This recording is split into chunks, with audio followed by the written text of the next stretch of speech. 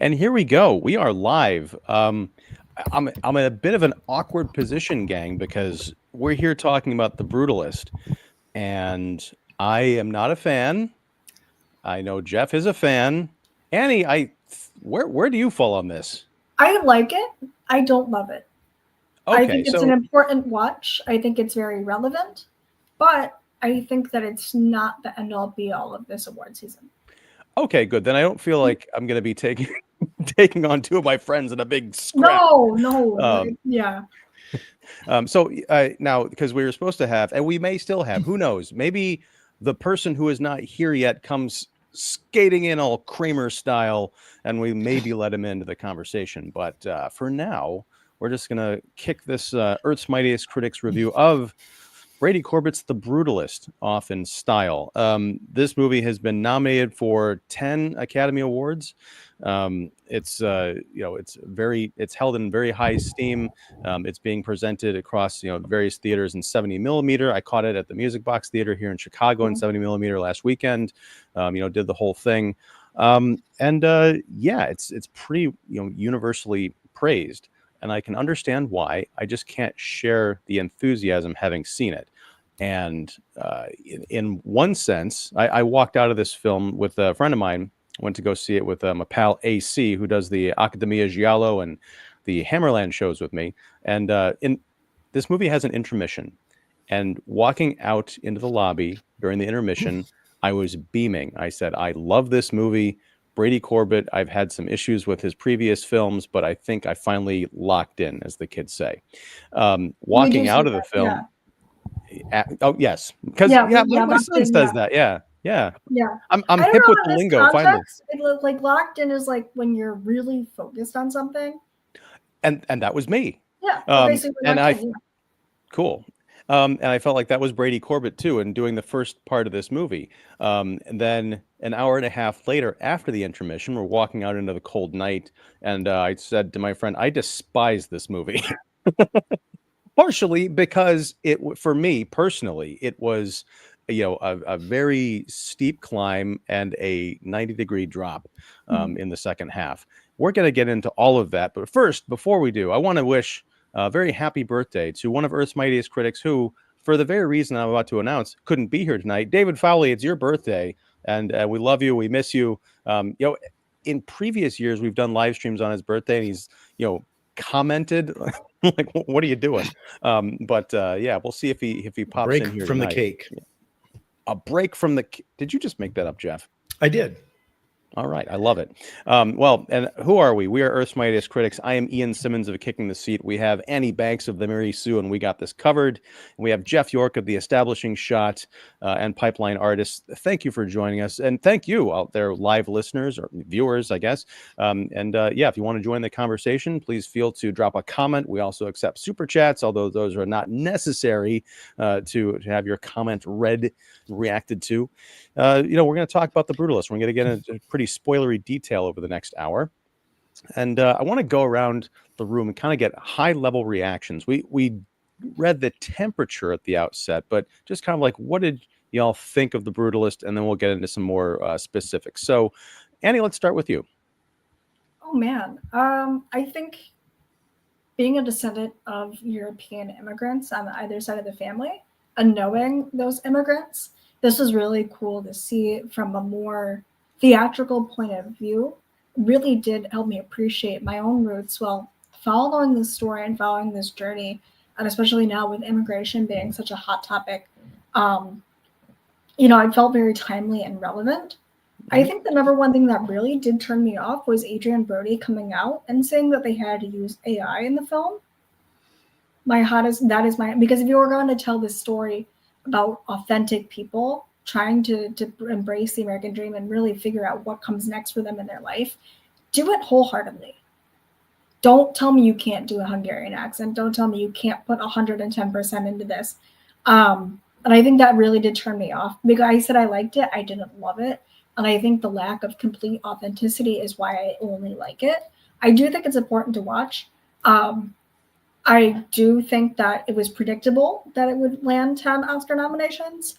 But I kind of feel like this is like a Green Book, or the Green Book, was it that won like 300 awards Yeah, years and back? a movie I loved, by the way. I will tolerate no Green Book hate on this show, Oh ma'am. my God! Stop. I'm drinking. Yes, I Yeah, I- we there, need there you that. go. You know, Um, I'm setting the stage here tonight. Okay, go ahead. I feel like this is going to be the Green Book of 2025, where it's going to be praised and loved, and then we're going to kind of forget about it in a year or 2 years or 5 years or whatever it might be. Because these stories are important to tell, but they're not hard to tell. We saw it with Minari. We saw it with The Farewell. We get a lot of these American immigrant stories about reconnecting with the American lifestyle and the overseas roots, and trying to figure out what comes next. I was impressed by a lot of these performances. At the same time, I think that yeah, there he is. Go ahead, is. Don. This sounds like you want to make an introduction. Go ahead. No, I don't. No, I don't want to interrupt your turn. It's my fault for being late. I don't know if the bar was as high this year for the Brutalist to surpass when it comes to a lot of the nominations. I think it's a pretty easy sweep, and I think that it exists for a reason, but also could be better. Okay, fair enough. Jeff, your high level take on the Brutalist, and feel free to love it the way that I love Green Book. You know, we're all friends here. I can't believe you like Green Book. I had No. Annie, do not mistake me. I said I love Green Book. Oh my bad. Setting the table. Oh my gosh. Jeff, go ahead. I really like this movie. I didn't love it as some movies that I've loved in the past and sort of fallen on the sword for here, Oppenheimer.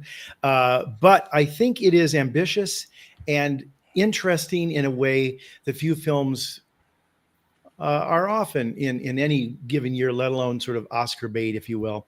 I think it's hard to categorize this movie, and I think that's one of the things I thought was very interesting about it. At first, you think it's going to be, an Holocaust kind of story about this man who survived it, and maybe he's got survivor's guilt and all those kind of things, but it isn't.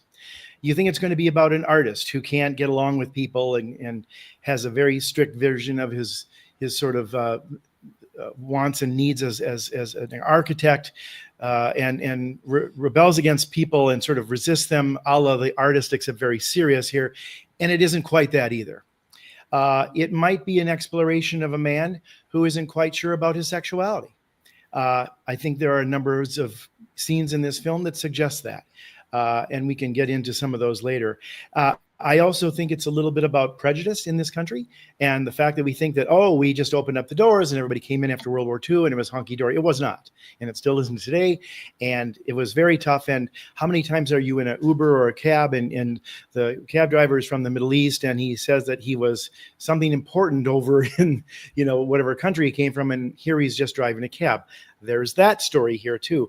It's a little bit of all of that, but it's none of that as well, because I think what it at the end of the day is, can you find happiness? Because the world is full of shit and things are going to happen to you that are terrible. And your view on it, I think represented by that very first shot, he doesn't have a really full, great shot of the Statue of Liberty. He's looking at it and it's kind of from this crowd and stuff like that. Well, I know you can shake your head, Don, but the fact is, I think what they were trying to do there is suggest that this is from a somewhat slanted viewpoint, if you will, quite literally, but that's figuratively there in a way, that is from this man who's an unhappy person.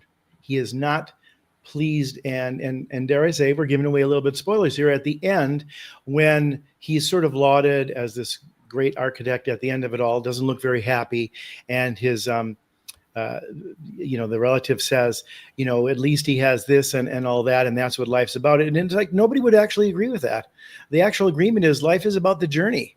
It's like, are you enjoying the lines between A and B? Because we can all say, well, we did this as a highlight of our resume, but a lot of people are miserable who get to the top of the mountain and do great things. And, look at how many people who crash and burn and can't do anything after they've reached that, and they don't know what to do with the next 40 years of their life.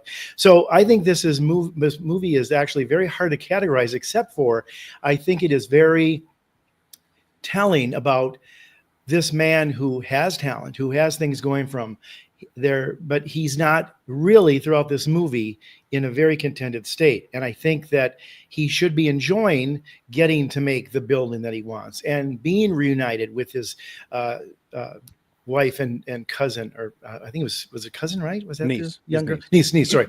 And he's never happy. He's not happy about anything in it. He's a very cold, angry person. You talk about the Brutalist as architecture style. He's brutal. He's not a good guy. He's not a likable guy. And to your point, Ian, I think I completely empathize with you, because I thought, wow, this is a fascinating journey. He's going to come back and he's going to make this interesting thing. And what's that going to be like? And then the second half is like, wow, he's getting that and he's still not happy and he's making a mess of it. And he's, missing this and missing that. And these people are fighting and these people are raping and other things. Like, what in the God's green earth is going on here?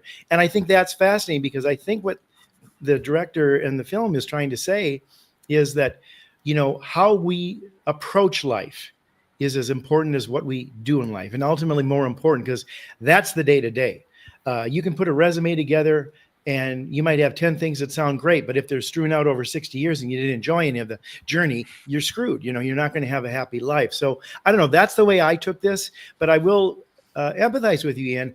I don't think it's a film that's easy to like. I think it's a very cold, arm's length kind of film by having this sort of anti-heroic character who never really gets it. At least, the Jean Dujardin character and the artist was charming and likable the whole time. And this guy is not. There was some real lightness to that movie, even though it was much more dark. so. But I mean, they're both about kind of obstinate artists in a way. And what do you do to change? What do you do to adapt? What do you do to, I would argue as an artist, and we all are, we all write, we all take a good look at this stuff and have to create and get up in front of people and talk and everything like that. You have to often ad lib. You have to often go with the flow. It doesn't quite go the way you want. Something happens, the projector doesn't work, or there's somebody who's surly in the back room, or somebody doesn't buy your shit and they're giving you guff and all that kind of stuff, heckling a comedian or whatever. How do you adapt? What do you do? This character didn't adapt very well. And I think, in some respect, that's the message of the movie, and a tough one at that, but it's hard to embrace. Very much so. And, we'll get into this a bit more, but I think my issue at the heart of this is the 2 hours leading up to the intermission, I think, are just about perfect. We're learning things about these characters. It is a sort of conventional story told in an unconventional way. And you think it's really going someplace, then the second half is going to be full of even more surprises. What happens, though, is it stops being a movie about character and becomes a movie about plot. And there are too many ideas thrown out at us in that last hour and a half, which starts to feel like 6 hours. That this really should have been a mini series so that we can understand what the hell is going on with these people. It feels like that, doesn't it? Film. Right. So, Don. Ooh. Don Shanahan of Film Obsessive, and every movie has a lesson. I'm giving you your intro. All right. What's going on? Oh, not much. I love what you put, Jeff. The list of things that you kind of listed that this movie tackles or tries on or throws out there. Not a wrong one you said. That it's a little bit of this and a little bit of that, and a possibility of this and a possibility of that, but yet it's none of those things. And that is, for me, not good enough. You pick a lane, or just and I know that life doesn't have to have that kind of conviction, and I know that wayward souls can go the places they're going to go, and especially unhappy ones. I think Jeff's on the right track with that. I think that's a good straight read of the movie. To do that with this length and amount of, I'll use the word pretentious time. Yeah, I know. Pretentious artifice and time. Yeah, if you're going to go that far, just to spell out the little things here and the little things there, and never really finish spelling any of them, I can't call that the next great American immigrant story and the best picture of the year. I'm sorry, I just can't. It's just, I can't buy that hype. I can't go to that level. I can respect the attempt. Yeah, I mean the attempt and if you want to call the ambition. I don't know if I'm bold enough to go ambition, because I think ambition would pick a lane. I don't think ambition would throw 8 things in a movie and say, look at all my ambition to put 8 things in a movie. No, I'll pick 3 things in a movie and do them really well, man. So, and for me, I do like where you're going in, where the first before intermission, where you have kind of that arc of reemergence and of escalating favor, and the patronage that he is able to acquire to kind of possibly get his quote unquote illusion of the American dream. It is a story that can go some places. But I'm with you, Ian. Once you get to that second half, it just picks a point to kind of poke or prod or push out there, and it turns into the list that Jeff talked about, where you say a lot of things without ever finishing a sentence or dotting a T or crossing an I. And then to do that packaged with, again, just, I don't want to say pretentious art for art's sake, but okay, fine. You show the American, the Statue of Liberty upside down and tilted in the first 5 minutes of the movie, and every cinephile creams their fucking pants. And I'm like, that's all it takes to get you guys impressed. You got another 230 minutes to get through this movie. Are you still going to be that impressed? I didn't say that was the end all be all, but I think that's what he was going for. I know. But people are hanging this movie's hat on that scene, and I'm like, it's a stunner of an opening scene. But then to take that, warp it, push it, mold it, and prod it the way that it goes in the directions that it does, and can't finish any of the directions that it does, and then gives you, like, if you want to start with that flourish, you can't end on that weak, sad old man coda. Like, that's a tough, boy, when you get all that way, it's a tough hang. Is it a hell of a project to take and create? Maybe, but it seems like a wandering senior student's essay in school. We're like, I have all these ideas. Look what I can pack in the thing. You needed 1,200 words on this? Okay, hold on. Let me keep pushing a few more things in here. It just feels very overstuffed for the sake of saying, I touched these boxes and I checked these places. And look what I did. None of that is to knock the hard work of the actors that are in there. Like, Adrian Brody is trying his ass off with what I call questionable material, because he has to kind of go all these places and try all these things, where I have to wonder if there's a moment where he's looking at that script going, wait, you want me to do what? After 3 pages ago we did this, like, wait, we're going here? Like, I have to think there's moments he has to be as lost as the rest of us. Poor Felicity Jones, long-suffering person in this movie, does her best to pull that off. And then Guy Pearce we've seen Guy Pearce play the professional movie villain, where that he's suited for this and can do this well. But yeah, this is, I can't put this up here on that level. Oppenheimer's a better movie than this. And I wasn't a big Oppenheimer guy a year ago when we sat in this room, where that to me is also a place where you go a lot of places and don't finish a few things. So this one's worse than that, because it goes twice as many places and doesn't finish twice as many things. So yeah, I'll disagree with you slightly, Don. I think this movie, on balance, I think Oppenheimer achieves what it sets out to do. I agree. What it sets out to do is not tell the story of the man, but about the project, which is one of the things that really annoyed me about it. Yeah. But I think in terms of quality, like the overall quality of scenes in the runtime, the 2 hours of the beginning of this film, pre-intermission, I think supersede just about anything else in Oppenheimer, just from a character standpoint. Yeah. Even as much as I dislike Oppenheimer, I'll put Oppenheimer in front of this one. So. To contest that point, though, I think that it's important that we discuss the Manhattan Project and understand the consequences of Oppenheimer's work, instead of just celebrating Oppenheimer for what he did as an accomplished physicist. Yeah. I think that all actions have consequences, and I think that the Brutalist doesn't really follow those consequences, whereas, Oppenheimer, Can You Hear the Music, right? Cillian Murphy is brilliant in Oppenheimer. I really enjoyed Oppenheimer. And I think that Cillian Murphy was more grounded in guilt and shame, and had a greater moral dilemma than we saw Adrian Brody carry. Where I think that there wants to be that projection of moral dilemma, especially when we're, is this really the American dream? I'm not happy with anything. Yeah. This isn't what I was told life was going to be like. And I think we still see that today. Like, to go back to something that Jeff said earlier, right? Not to marginalize all immigrants, but, in the chances that you do get an immigrant as a Uber driver or a taxi driver, and they're telling you about these amazing lives that they had back in their home country, and they moved to America for a better life.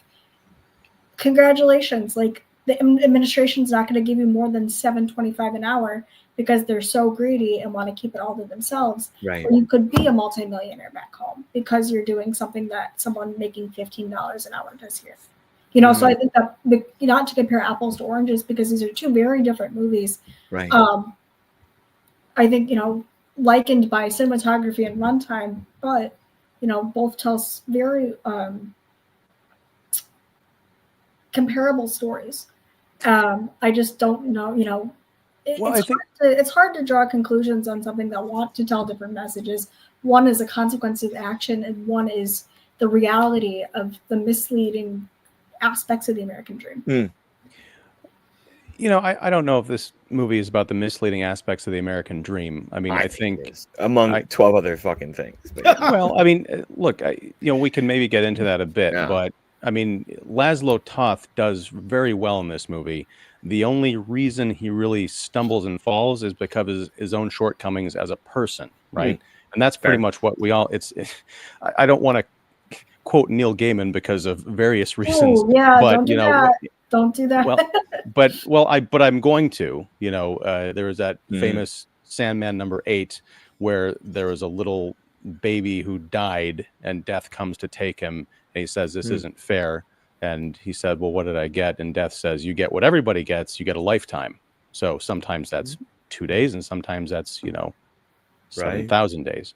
So I don't know if that maths, but the point is, and Annie, just real quick, because I don't want to make this a litigation about Oppenheimer again. We talked about that on the show last summer, or 2 summers ago. Last summer, 2 summers ago. Two has lived a lifetime. That's true. Yes. Yeah, but no, I mean, my biggest issue with that movie is I felt like they did a pretty big setup for a character problem with Oppenheimer in the very beginning that they never resolved.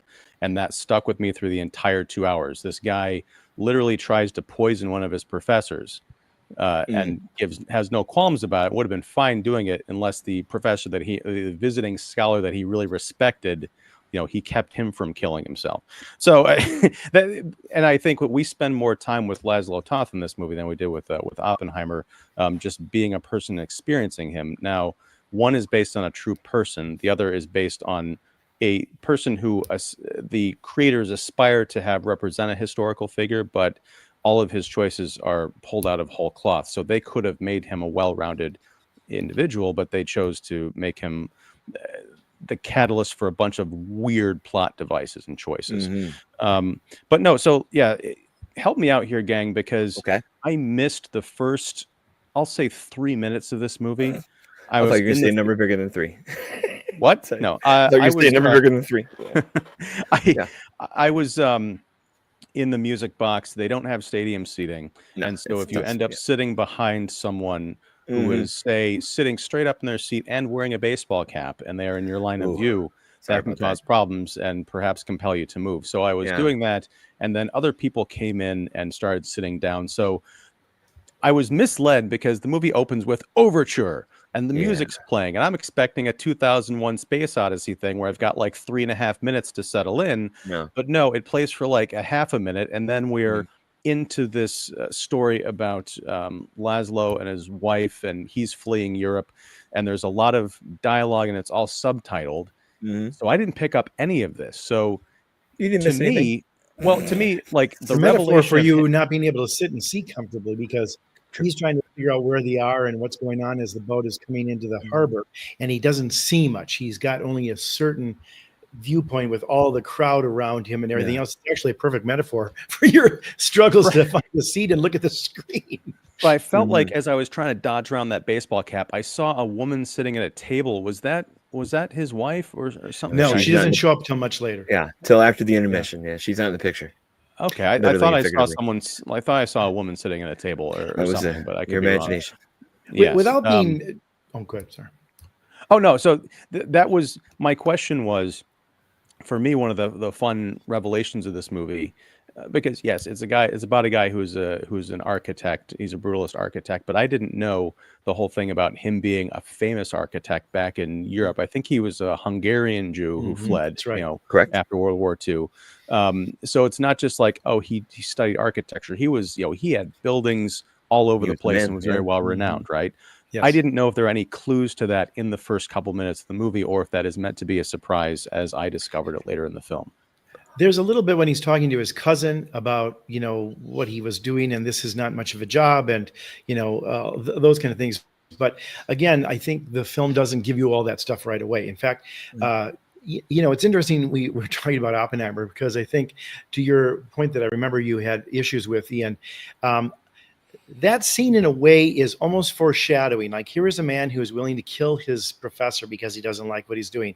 And then by the end of the movie, he ends up killing people demonstrably in a way that the world has never seen before. So it's almost a foreshadowing of, despite the good intentions and the science and all this, here is a man who had this moment where he was questioning ethics and morality to achieve what he wanted to. And by the end, it's exactly the wrong decision he's made, albeit it wins the war. But it fulfills sort of that moral struggle that he had in the first 20 minutes of the movie. This one, I think, in a way, if you want to look at that first scene that Don hates, it is interesting. It's overhyped. Well, it's overhyped, but that's not the movie's problem. That's the critics and the press's problem. So your issue is with them, not with I know, but because I think, taken at face value, if you want to get into the symbolism and maybe even foreshadowing, I think what that scene represents in a weird way, but I think a brilliant, maybe a subtle way, is the perspective of László Tóth, and it's also a metaphor for his architecture. Sure. He doesn't get to see much. There's not much light. There's not much view. And that's what his architecture is. That's what brutalism is. It's a lot of concrete, and it's a lot of strong, immovable objects with very little light. And when you said you hated the ending, I know it was a weak ending. And I think, it's there to sort of say, well, he can't even speak for himself now, and it wasn't a happy life. And he looks miserable even as he's getting this award. And the relatives makes the comment about, he has all this as his legacy. And it's like, yeah, but he didn't enjoy any of it. So how good was his life? But I would, in some respects, what would have been a better ending. Again, we write on this show a lot, but I like what we've said before about these kind of things, all four of us. But would have been sort of interesting if maybe he wasn't getting an award, but he was, in the museum watching people look at his work and studying it, and somebody could have said, "Yeah, there's not light that much got in here. It's a big thing, but there wasn't much light in this." And I think that would have been the perfect comment about, like, that's his life. He created all this big stuff, a lot of big drama, threw up a lot of walls for people, for the architecture as well as against his own family. I mean, he's basically, sort of cutting off family left and right throughout this, even in the apartment at the end with the niece being wanting to leave and all that kind of stuff. And just a little light got in. That's all he put in his architecture. That's kind of all he allowed in his life. Now, I know that's a little heavy-handed. I'm not trying to be corny, but it's a metaphor for what he is, I think. And I think, like Oppenheimer, that's a little where the pretension, but also kind of the intent of this film is, in a way. No, Jeff, I would trade. I mean, I don't think that what you're saying is pretentious, but I think it would be worthy of this movie, and I would have taken out 2 or 3 of the other cliches that we encounter in that second part, just to have that moment. Because I think that's kind of a lovely way to look at it. And I was sort of rewriting this film at the end in my own head just to try and make sense of it. Because, okay, what happens? László Tóth gets, he comes to America. He's in New York. He ends up in Pennsylvania with his cousin, he's just opened a custom furniture store in a small kind of Pennsylvania town. László gets a job designing and building furniture for him. It's kind of funny because it's very modern and not kind of traditional furniture like that is very sellable in the area. They get a commission to go out to this wealthy estate of the Van Buren family. Mr. Harrison Van Buren is played by Guy Pearce. We don't meet him right away. We meet his son, who commissions László and his cousin to build, to remodel the old man's library while he's away for the weekend or for the week on business. He's going to come back after a week. It's going to be this great, modern, cool place to hang out and read, and he's got a lot of priceless books. So they commission a number of laborers who are also we come to understand kind of from immigrants from all around the community to come and help out. It's a fascinating scene, not only because of the design of the library, but also just the feat of kind of like project creep, where they're like, well, there's also this kind of cracked dome at the top. Maybe we can do something with that. And they have, because this is the late 1940s, and you're talking about people are doing stuff on a very tight budget. You don't have heavy moving equipment to lift this dome. You have a team of about 20 people as human pulleys with rope getting this thing off of the building, and crashes and causes all sorts of problems. But it's fascinating to see. The old man comes home Is it though? early.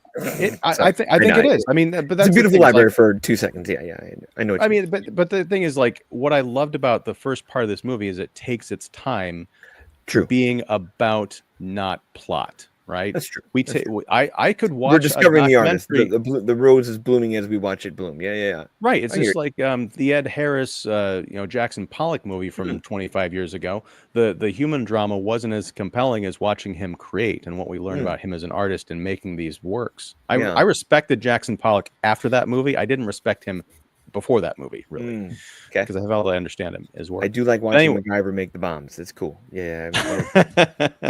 well, When he talks, but not so much. But yeah, when he makes the bombs, it's cool. exactly. I know. What I'll say is, so Mr. Van Buren comes home early. He's enraged because basically these people have taken apart, his property. There's stuff all over his estate.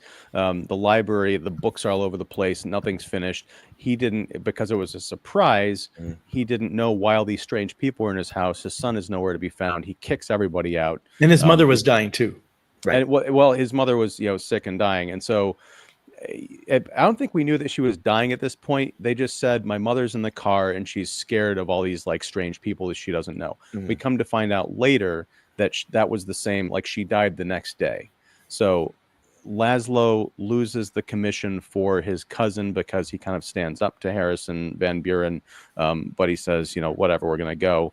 László gets kicked out of his home because his cousin makes an allegation that his wife, László made a pass to his wife. It's early on, we start to get some of these piled on complications that really become annoying in the second half, but it's tolerable. Sometime later, Van Buren discovers László on a job site, offers to buy him lunch, says, hey, I want you to come out and meet with some people, come hang out and see my estate.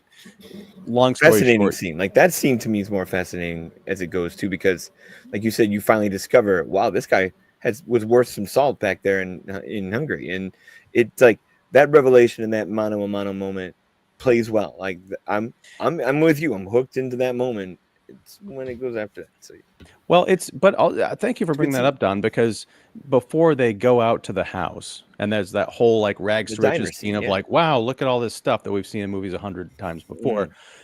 At that lunch table, Van Buren has done his homework, and this is the late 1940s. So he pulls out a folder, and in there are magazine clippings and photographs of the work back in Hungary.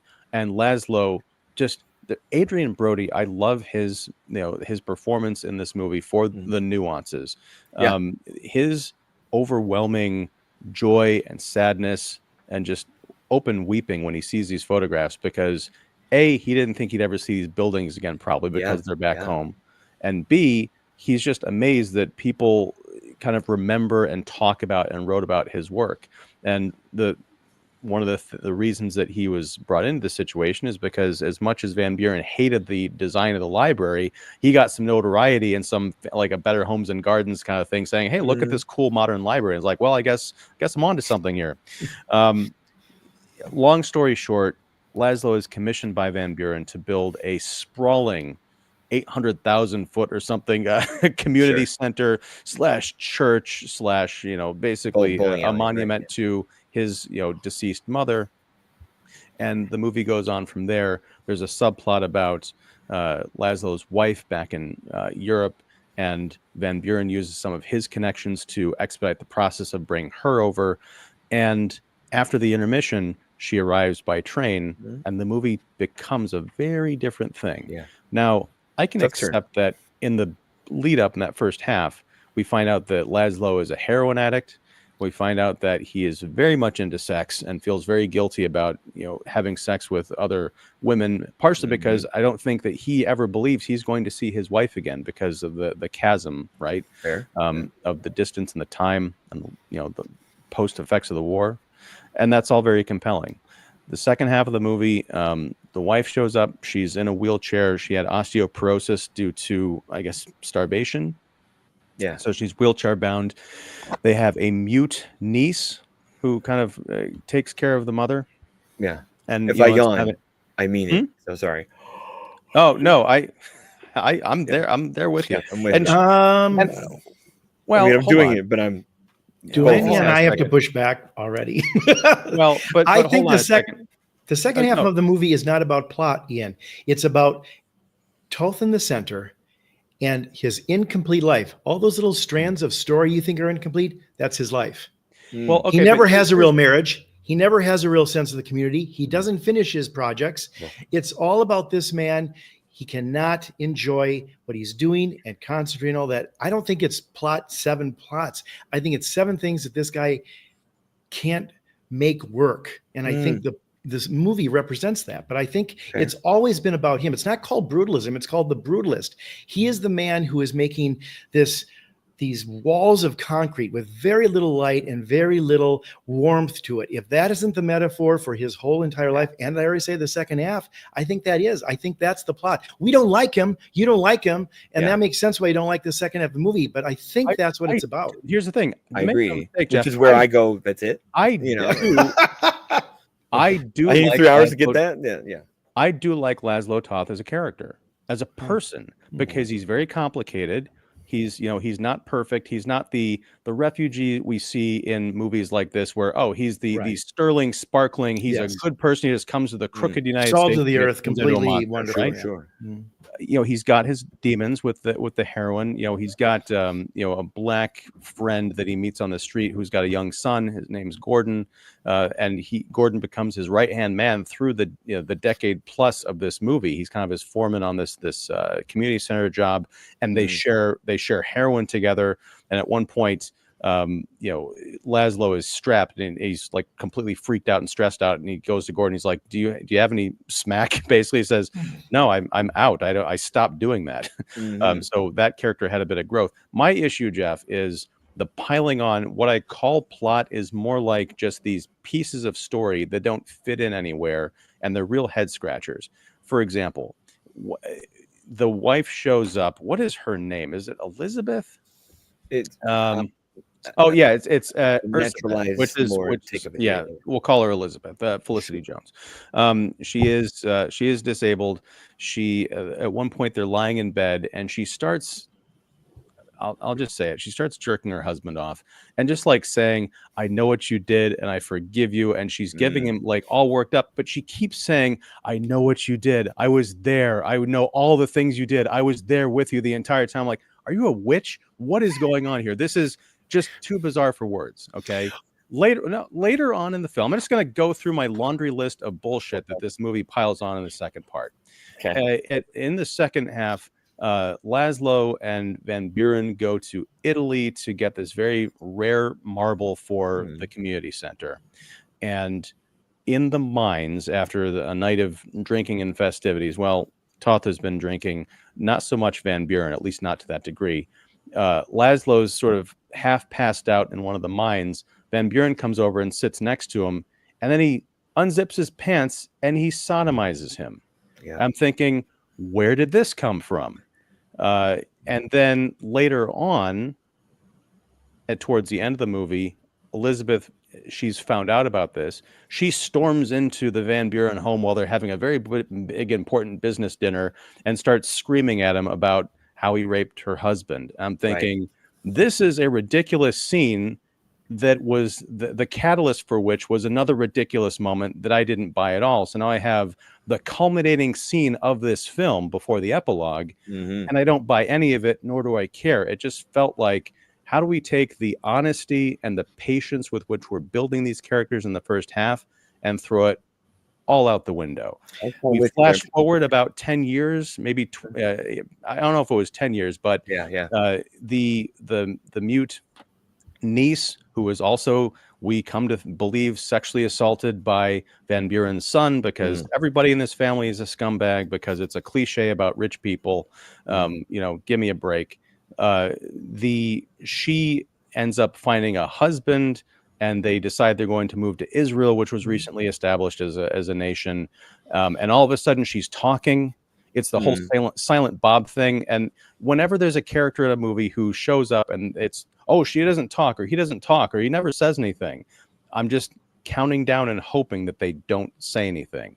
And I hoped that this movie would not make her into Silent Bob. But sure enough, apropos of nothing, we flash forward a few years and she's Chatty Cathy talking about, oh, we're moving to Israel and it's all great and don't feel guilty and all this other stuff. This movie should have been a miniseries to fill in all these gaps. We jump forward 20 years after this and we have to fill in the rest of this. So László and Elizabeth are scolding the niece and her husband, who is someone we've never met before, but they're engaged and ready to move across the world to have the baby that they're going to have. And they're like, how can you do this? How can you leave us here in America? Come to find out in this 20 years later thing that, oh yeah, shortly after that conversation, they all moved to Israel and they helped raise the baby. And then at some point, László came back to America and started doing all this architecture in Connecticut and various places in the Northeast. And he became really well renowned. I'm like, that's the part you're going to skip over in this movie, this 20-year episode that is very important to the ending of the film. And I'm like, no, I've had it. And I walked out and I was pissed. So Jeff, I agree. But the point is Brady Corbet and his co-writer, who is Mona Fastfold, they've written together Vox That's Lux, his wife. Yeah, okay. I didn't know they were married, but they co-wrote Vox Lux, which came out in 2018, and Childhood of a Leader, which came out in 2015. And I appreciate those movies up to a point. And with this movie, Brady Corbet is confirmed in my head as being the Stephen King of indie art house cinema. Fascinating premise. Can't end a movie to save his life. I can't disagree. Normally, you and I I've are out of spoken this, a lot, but and I could I'm say a lot, but high-fiving you, buddy. let me to Annie, because Annie is on more of literally the screen that I'm on this side. But why don't you talk about it, Annie? I've got a couple points to address, but I'd like to hear what Annie has to say. I definitely have spent a lot of time listening and absorbing all of your criticisms, and I think we all make really good points. Art is inherently uncomfortable, and I think when we have to address those rape scenes, it is a reality for people, so I think, saying, oh, this is pointless or this doesn't make sense, it does happen, but the context in this might not be necessary or appropriate. Right. Of course that happens, but of course people get hit by trains. Of course people go to the grocery store. It doesn't mean that it is necessary for the movie that you're trying to tell, the story you're trying to tell. That's my only criticism, really. No, and I understand that, but does it move the story around? Does it give something for these characters to fixate their lore upon and internalize as a struggle and have to cope with, and have the audience kind of take, to varying personal degrees, that I'm not going to say confusion because the confusion is not the word, but the internal conflict that we see with the sexual orientation. What is that like? And especially from country to country, the exception between Eastern Europe, Western Europe, and the United States, especially in that time period. Is there a shame? Is there guilt? Is there repression? Are you accepting yourself? Are you embracing yourself? Or was it the alcohol? So I think there are a lot of multi-layer story, means of interpretation presented, maybe not for this movie. I agree. I think a lot of the time skips and the gaps in storytelling could have been filled in, but I don't really know if a series is the way to tell this story either, because we've seen the story be told in similar ways, and it doesn't have to be a miniseries. Not everything has to be longer to be shorter. I think that it's okay. Yeah, you're making a statement with the length. You're making a statement with the intermission, and you're trying to bring the Western European art style to America. These are very international takes of international storytelling. So I think that also kind of dips into the underlying themes of immigration, right? I'm going to make this is more of an international filmmaking, intentional, whatever, compared. We don't really get that here in America. And even looking over at the comments for a little bit, someone said that the Brutalist is the worst movie ever made. It's not that bad. No, it's not that bad. So I think that a lot of these themes, a lot of these talking points, the commentary on the ultra rich, we get that. We've seen that 100 times this year alone. Yeah. I really don't think that that's the biggest point with the movie. I think the biggest point with the movie is the lack of cohesion in the third act and the inability to find a landing and a great point of impact that really does sell this movie as a whole compared to something like a Conclave, right? Where you're seeing similar issues and drama and just messiness from the clergy come into play. And you're kind of getting a similar sense of alienation between those two, looking at Conclave and looking at the Brutalists, where we have issues that are very prominent in Eastern Europe, Western Europe, becoming more Americanized and Westernized on a greater scale. And I think that, even with the drugs and the other issues arising, there are points and times, it's just the way that they're depicted in full seems rushed or seems half-informed. And Annie, you make several great points there, and I just want to clarify.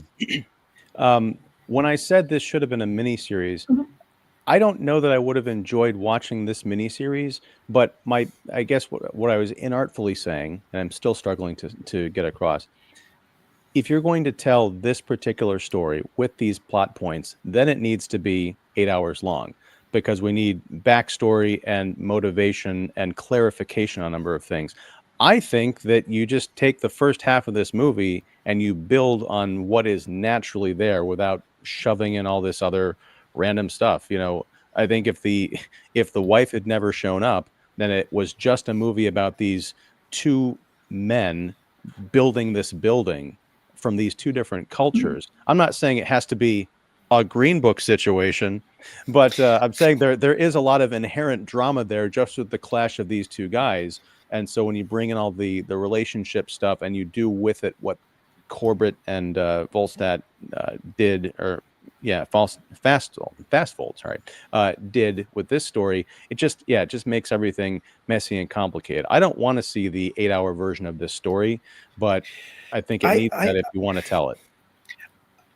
I have two thoughts, and they both build on a little bit of what Annie said, but also I'm going back to one of my original things is I don't think it's about her husband, the niece's husband. He's not an important character. No. That moment is not important except for the way László Tóth reacts to it. All the stuff in the second half of the movie is about how László Tóth reacts to it. There are some foreshadowings that may suggest some of those things. When the prostitute who, it's not that he's guilty. He's disinterested in her. He can barely have sex with her. And she goes, if you're more interested, I've got brothers here, whatever like that. I know what you did. His wife says, we never find out. It's left for us to think about maybe what's going on here. László Tóth has secrets. He has hidden demons. He has things that manifest themselves. He can't be happy with this. He can't be kind and loving here. He's never really close to his wife. I agree with you, Ian, that the sudden, he is successful for 20 years and we never get to see that, which maybe he finally learned to like what he was doing or whatever.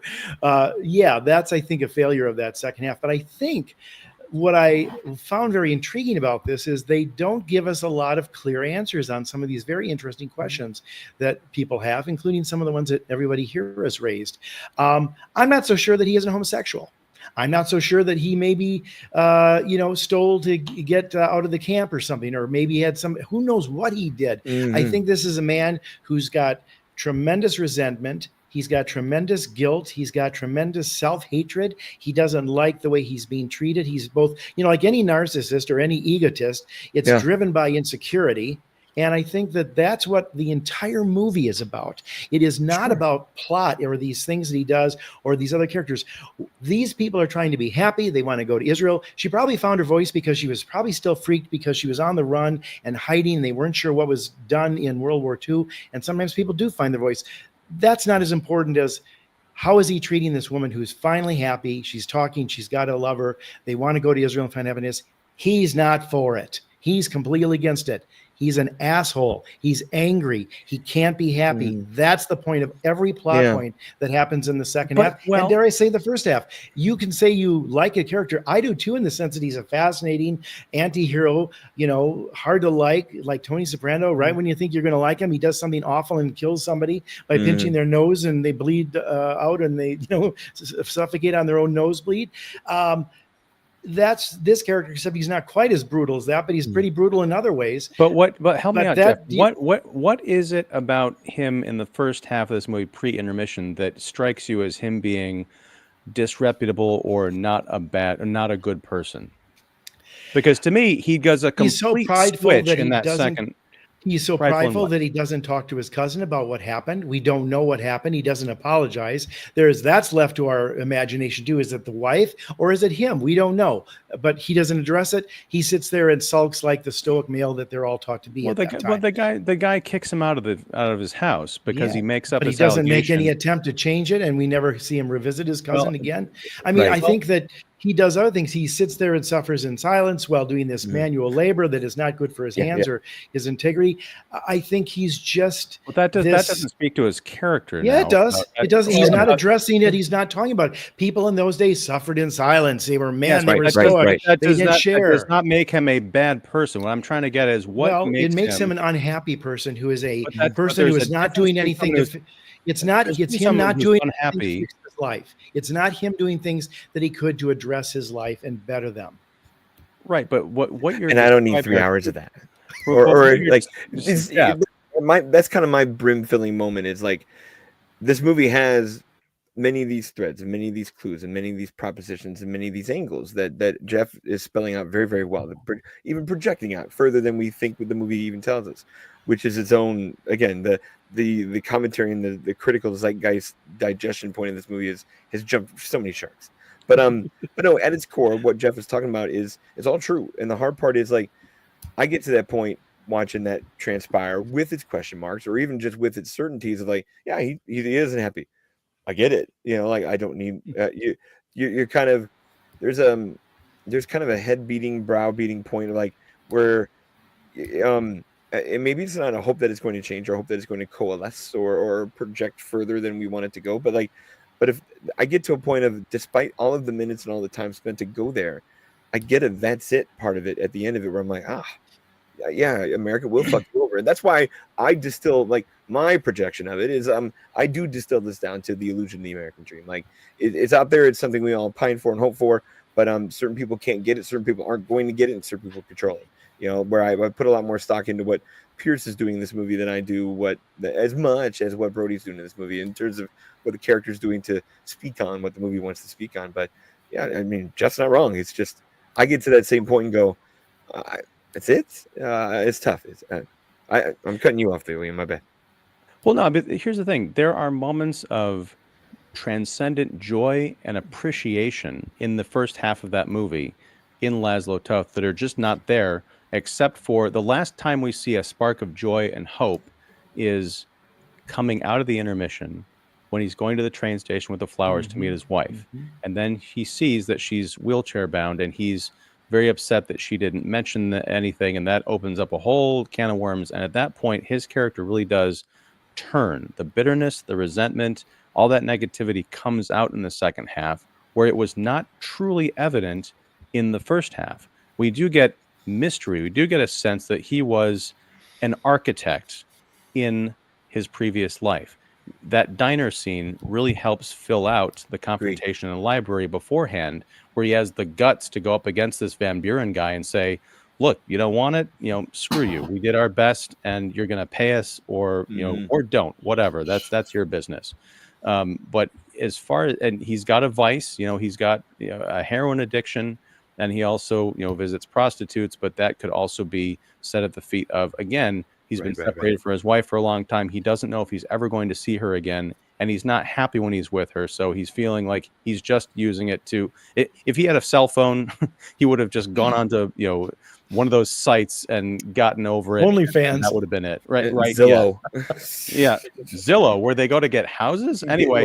Oh, wow. Do Indeed and get a job. There's other patrons in the world than Guy Pearce. Like it's hard to find those people. Well, but to your point, to your very point though, Ian, I think what you're getting at is actually what I think the filmmakers were trying to say is the first half is, okay, he's in America, he's happy to be alive, all this opportunity, and then it kind of drifts away, maybe, almost like sand through a sieve.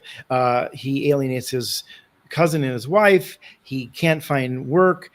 He's being discriminated against. He relates to the black character probably because, he feels sort of put upon and discriminated against. And then suddenly this benefactor comes along who gives him the opportunity to show his stuff. And I recognize that you're a great artist and I was wrong about you. Oh my God, he apologized. He's even done the core thing that he's wants somebody to sort of tell me sorry for treating him badly and all this stuff. His wife, he gets his wife back too with his money and connections, and the niece too. And even though she's in a wheelchair, they're alive and they're here because he doesn't know if they are until then. Then the second half, you're sitting there, well, now he's going to be, let's see what happens. And it's not going where you think it is because he's not happy that his wife is there. Yeah. He bitches and moans when the niece is happy and finds her own life. He's building this incredible monument that all the money in that, and he bitches and moans with all the other people working for it. He can't work with anybody. Yeah. He gets into fights. And even when, Van Buren gives him lots of rope he's not happy. It's not about like, now he should be happy. His wife is there. No, this man is not happy. He's a nihilist. He's self-sabotaging. But here's the thing. I do not agree with that. I think that's the what story the film is, I don't agree with that the film much as I don't like it. I think you're pointing off the other way, Don. Oh, I'm trying to point high five Jeff. He's to my left. Yeah. Anyhow, all of that. The issue with the whole construction site thing. I mean, at some point he gives up his own salary, and that causes some conflicts. He gives up his own salary on the project in order to complete it to his satisfaction, what he wants to do for his vision. Now, the disagreements, he's not being obstinate for the sake of obstinate's sake. Van Buren is iffy about the direction the project is going, so he brings in another architect to come and oversee the project without letting Tóth know or the foreman that he's hired to bring in. That is a completely legitimate plot point, and he is upset by it, but it's not because he's a narcissist or a nihilist or anything like that. Well, he can't work with them. He thinks that he gets carte blanche, and what in the world ever gives you carte blanche? Because he was given this project, and he was told Ian, that's not how any of that stuff works. You're an architect, and you're working with 10 other architects. You have to work with builders and all those things. You don't get carte blanche. And he's acting like a child in his sandbox who had his toy played with some other kid in the sandbox, and he doesn't want to share. I'm talking about the specific instance, it's a special circumstance where Van Buren said, I want this building. You can build it for me. You are going to run this project. And Tóth was operating under that assumption with the entire crew until he found out that he was being backstabbed. And at that point, he had every right to be enraged and show this guy up. And one guy was arguing with him and questioning it and all those things before that big dramatic point. So I would argue that he was showing that he was not playing nice with others. Or seeing the writing on the wall. Well, but he was up to a point until he was being directly undermined. Yes, you're not going to have a 100% spiffy working relationship with everybody. There's going to be conflict. But the heart of the drama of the building of this building comes in when he is kind of shortcut by the person that he thought he could trust to who wanted him to run this project, to make this very personal thing, this giant monument. And it's like, I want to use your particular skills to build this monument for my mother. Go for it. Go crazy. And it started to go over budget. So he's like, look, screw it. I'll give my salary over. He was basically living for free on this estate. And, then he brings the niece and the wife over, all sorts of complications. You didn't need all these other bizarre subplots. I didn't even bring up the whole deal where Elizabeth had this ailment that would cause her to wake up screaming at night, and she had medication, but one night she doesn't have her medication. So what happens? He gives her heroin, and then he gives her heroin, and then they're in bed together, and he puts a stocking over her head while they're starting to have sex. And again, I'm like, no, this is too much. It makes no sense. Swerve for the sake of swerve. It's swerve for the sake of swerve. It is just more ridiculousness piled upon ridiculousness, where the patience and the nuance, the understanding of people that the first half of this movie had goes. Well, let me ask you this scene. Why do you think that scene is there? You too, Don. Why is it swerve for the sake of? What do you think the screenwriters were trying to do in that story point? On the heroin? Because I can tell you. Yeah, I think it's clear as crystal. Enlighten me. They are showing that he is about himself. I don't want to hear this. I agree with that. I want to fuck you. and you're making noise and you're in my way and this is not good and I'm doing whatever is expedient to get you to shut up. His whole world is one selfish choice after another. His nieces wants to be happy and go to this state which was created as a counter to Nazi Germany, and he can't be happy because it isn't what he wanted. That's the entire movie. It's the entire second half, including those scenes that you just said. That's totally what it is.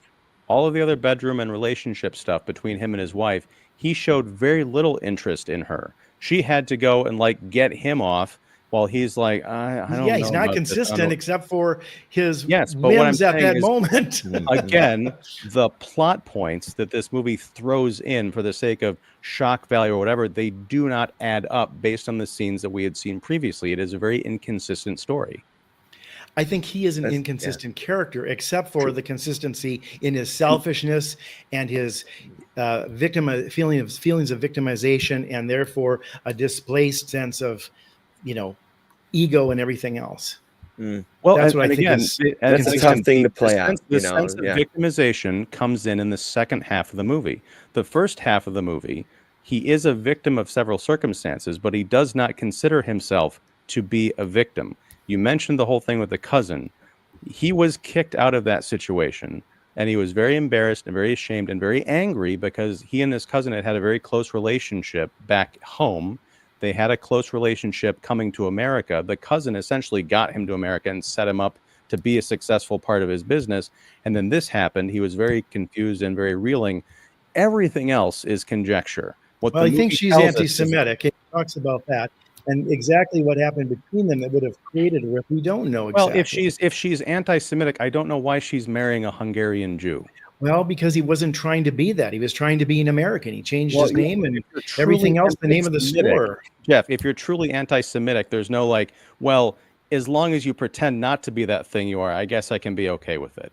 Again, this movie is all over the place. And I feel like if they had picked a lane and spent a bit more time developing real characters and real stories, I personally would not have a problem with it. And it's just not just me. When I walked out with my friend AC, we were talking about that turning point is so dramatic. And there was another friend of ours that we had run into in the lobby during the intermission. We were all kind of gushing.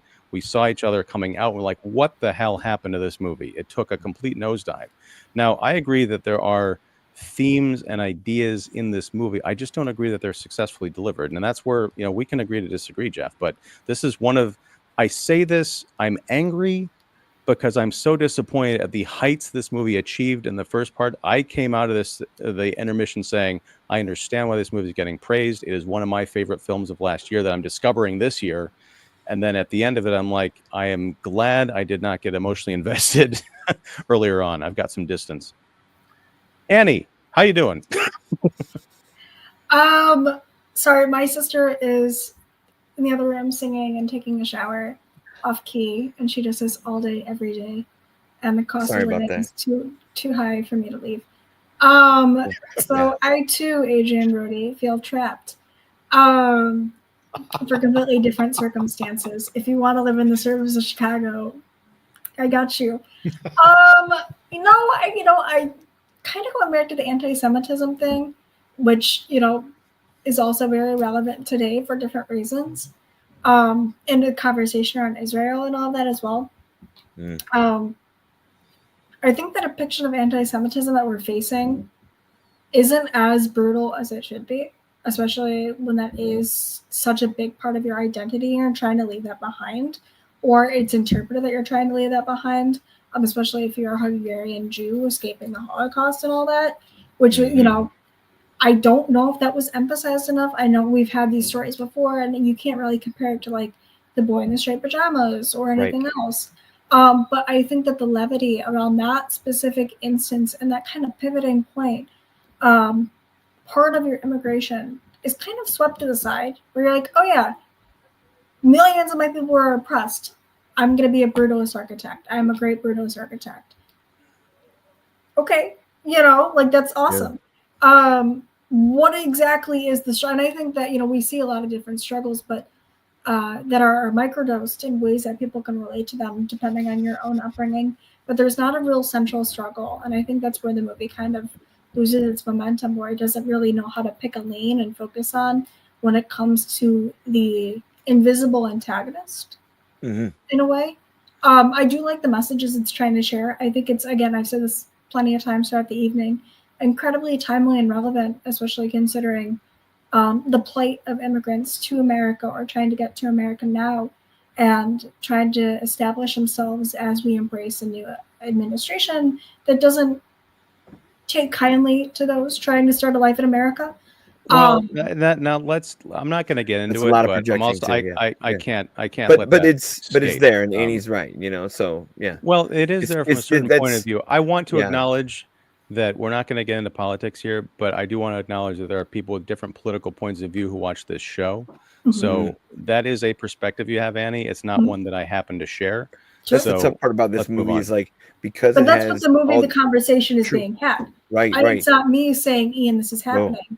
But Right. it's the movie also saying this has happened then as it's happening now. Yeah. And it's up to us to true, understand but the conversation today is primarily about illegal immigration. Whereas this movie, you'll notice what they're doing. They're showing up on Ellis Island. They're going through the documentation process and getting set up. Now, again, I'm not going to turn this into a thing, No, but like, there's a big difference between the conversation happening in the press and the conversation happening in this film. But I mean, I think it's that whole, well, that's why I still go back to the illusion of the American dream. I think it's fair to say that the success rate of the American dream maybe is less than 50%, where even the best and brightest from Hungary can't get it done, or can't find it, or can't achieve it. And how would that go over for somebody who was so wildly successful in their home country? They'd be what Jeff is saying. They'd be angry. They'd be disassociating. They'd be all over the place. And the crush of that, to go from success in your homeland to a place that's supposed to be better and then get less, and then get worse. But here's the thing, Don. Again, spot on. But the hard part is where Annie's going to is like, all of that can be pulled and projected and taken from that movie, and that's what can make a lot of this a mess when Elaine is not best chosen. And it's over time. There are still Holocaust survivors today in the United States that are struggling, not because of the Holocaust, but struggling because they never really had a full advantage of getting reestablished and reestablishing themselves today. They didn't have the advantage of having that strong career to hold them up. And I think that we look at the privilege of having skills, whether it be a trade or college or anything else, in those transferable abilities compared to those who don't have the privilege or are still struggling to make that happen, and puts that into perspective too, right? Here's someone who came overseas legally and still had a hard time. Yeah. It wasn't here's the thing, though. It was because of that transition. If I were to leave the United States, even if I were to go to Canada, it would be, I don't know if I would have the same opportunities. Agreed. I don't know if I would have, the comfort or luxury as I have today, based on what I've built for myself here. It gets very have and have nots, and a guy there gets into different interpretations of what the American dream is. The American dream is not necessarily, hey, I was a fabulously wealthy architect or renowned architect in my home country.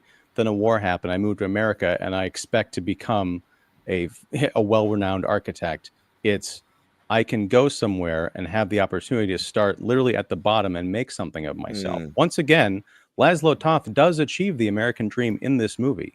He becomes a successful architect with a fabulously wealthy patron. Everything else that happens, to some extent, is due to his own human failings, not to the degree of, not to do with the system in which he finds himself. It's either the drugs or the way he chooses to handle his family situation, or, to Jeff's point, the way he chooses to deal with the business situation that he's in with, with the relationships he has with the other architect or even his patron.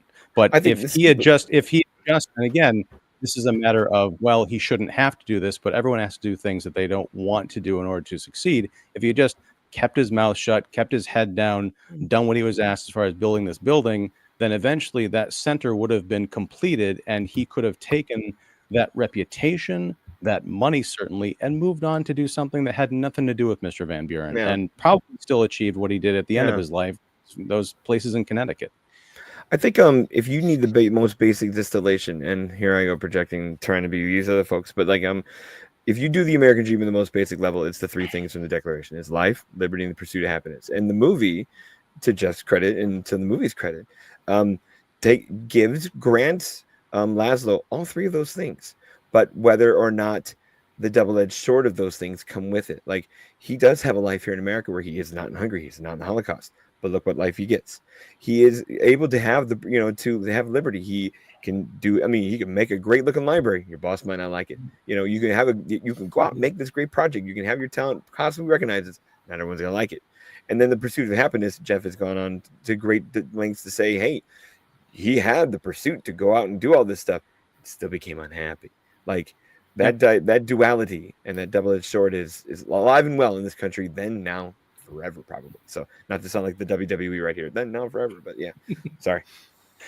Yeah, I mean, that's very well put. Now, I think we're going to close Zuck. We are over time, but we have a boatload of comments from throughout the hour that we're going to breeze through. All right. Doozies. Enjoy. Yes. DN says, how rich are you guys to afford to keep watching new movie after new movie? Don't you know how expensive groceries have gotten? I didn't pay for it. Yep. Thanks, critic screenings. Can't lie to you. If you want to do it, get it. Ian, you wasted your money. The critic screenings. Well, I was going to say there are critic screenings, but I paid like twice as much for a regular ticket to see this thing in 70 millimeters. So there's the rub. Yep. There's the happiness right there. Oh, John Demetri said, this was what Annie was referring to earlier. The Brutalist is one of the worst movies ever made. John. The Oscar race stuff will be interesting. Where I know the pitchforks and torches are out for more of the movies than just this one.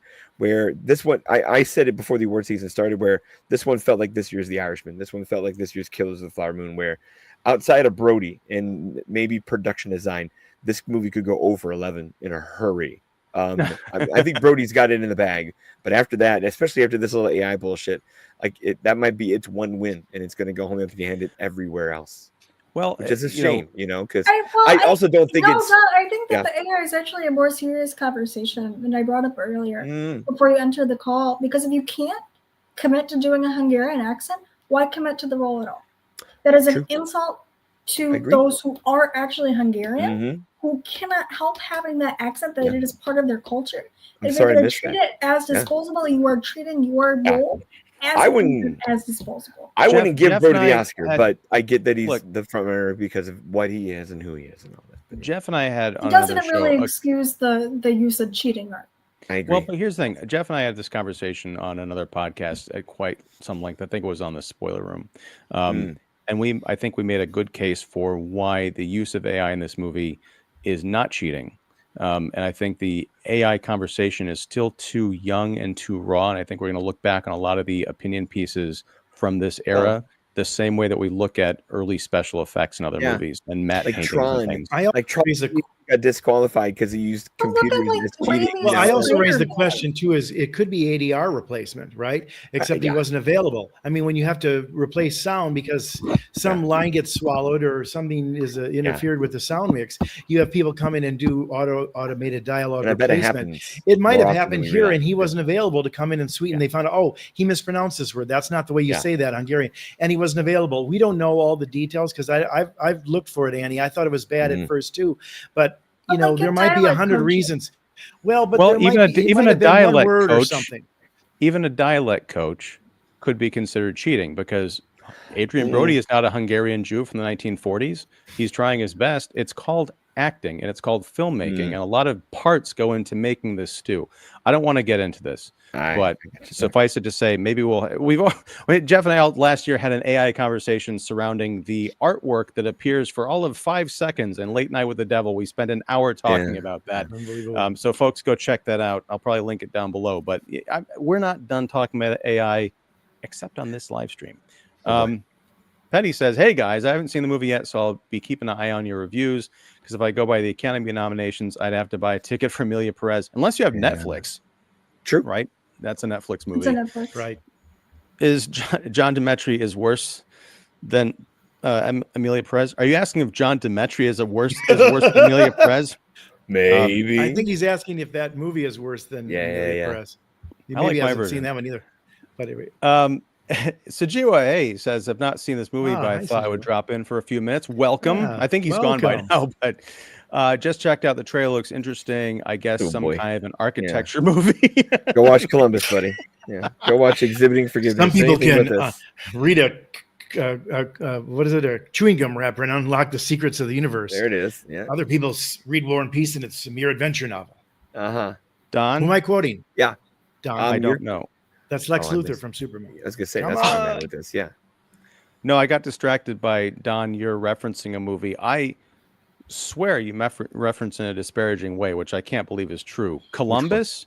You don't like No, it's a- Columbus? No, it's is it what's Kogonada's architecture movie? Columbus. Yeah, right? Columbus. Yeah, it's a very good movie. Go watch Okay, that instead of Brutalist. Thank you very much. Yeah. He's actually going to be in Chicago in March at Film Center, That'd be showing very cool. Columbus as part of Film Spotting's yeah. 20th anniversary. Most people are cooler than me. I can't go. At least we all No. liked Nora.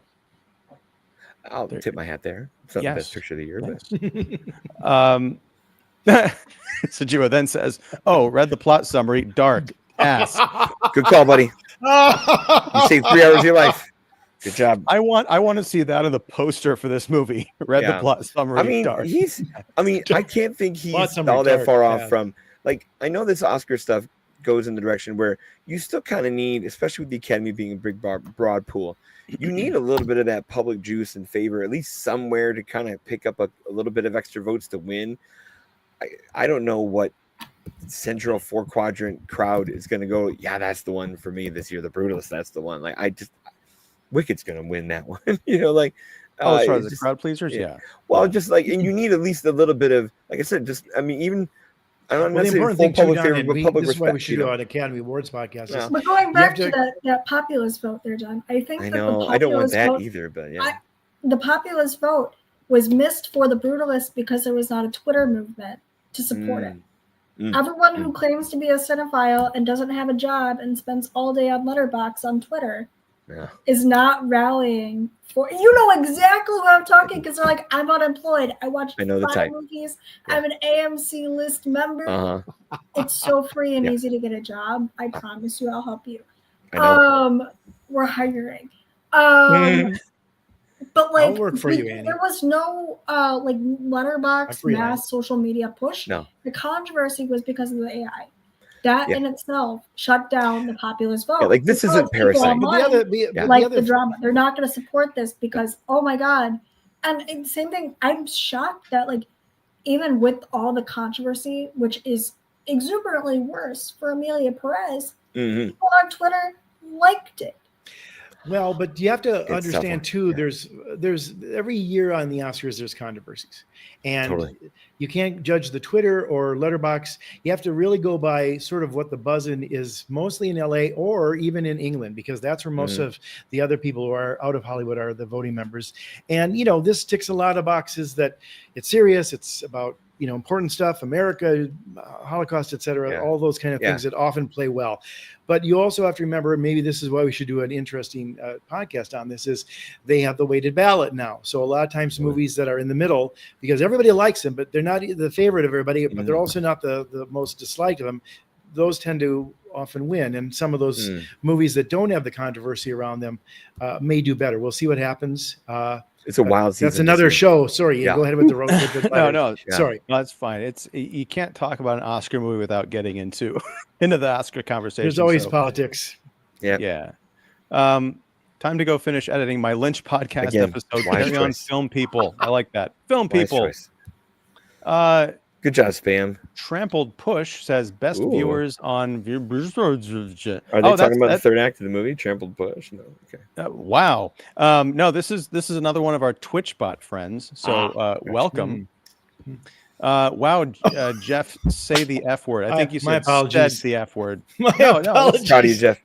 You gave me a welcome. hard time. Like, is that the language you should be using, Don? I'm like, sorry. on a public post, Wow, yes. yeah. Well, I should have said urinating. I'm really sorry. Your kids can see Urinating. that.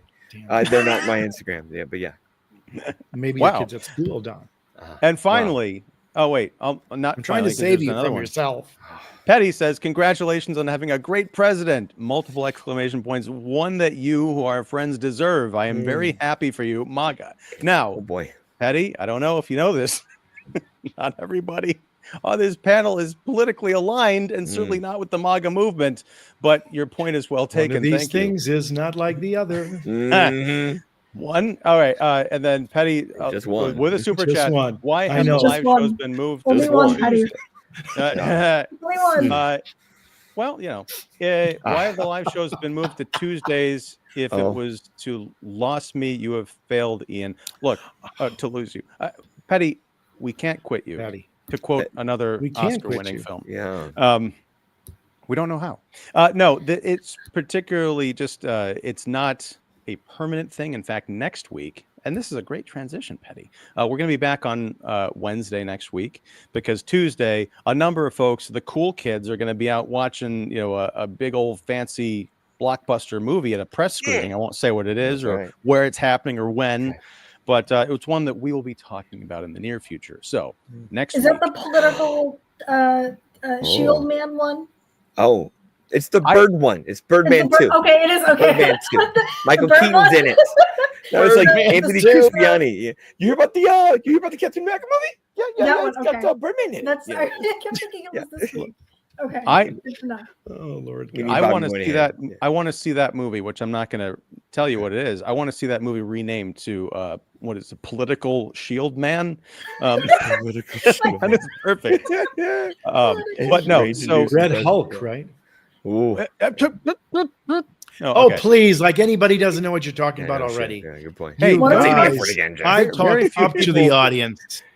Hey, very few people know what the hell I'm talking about anyway. Mm. So, anyhow, next Wednesday at 8:30 p.m. Oh. A little bit later because I've got parent-teacher conferences. This is what you get to do Wow, when there you you I do as go. well. Yep, same.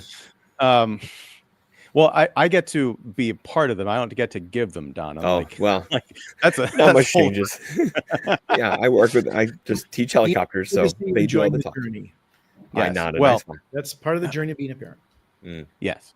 But 8:30 next Wednesday, we're going to be talking about, because it's Valentine's week, we're going to be talking about Heart Eyes, a movie that I am very eager to see, despite the fact that the trailer ruined. And Don, this is where I'm siding with you. You have no idea what we're talking about because Nope. A, you don't watch trailers, B, you don't watch horror movies, so you're Nope. double gifted in this regard. But gave away a cool kill. I'm like, that would have been a really nice surprise to see as a surprise. But so join us back there then or in the future. Anyway, I'm going to let everyone go. I am Ian Simmons of Kicking the Seat. The rest of Earth's Mightiest Critics are Annie Banks of the Mary Sue and We Got This Covered, Jeff York of the Establishing Shot and Pipeline Artist, and Don Shanahan of Film Obsessive. Every movie has a lesson, and too many other things to name. Thank you very much for hanging out. Thanks for the comments. They were pretty wild. Thank you, Petty, for that last super chat. And it's The Brutalist. It's a divisive movie. I think it's worth seeing. That's about as strong as a recommendation I'll give it. We didn't even talk about the fact that this is, by most Hollywood comparisons, a low-budget movie. $10 million. Yeah, correct. And it's incredible because you watch this and you think this must have cost 10 times that amount. No, it cost $1 million.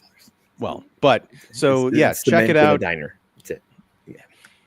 And Guy Pearce and that mustache. Yeah. But anyway, folks, thank you so much. If you like this show, please like and subscribe and all that business. Check out all of Earth's Mightiest Critics. Their information is down below. And until next time, whenever that is, whatever that is, thank you very much. Take care. Have a great evening and build something great. Even I'll go so far as to say, go build a mystery, to quote the great Sarah McLachlan. Ooh, very nice. Oh, Yay. I love her.